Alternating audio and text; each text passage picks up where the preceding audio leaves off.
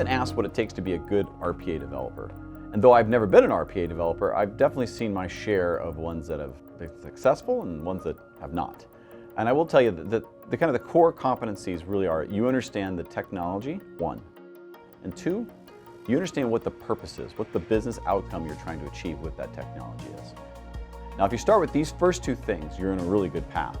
But you will need to get in the weeds. You've got to be an expert understanding how that technology is leveraged, how it automates process, and what you need to do in that technology to make it happen.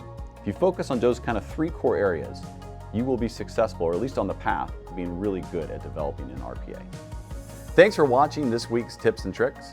If you could, connect with me or send me a private message to learn more.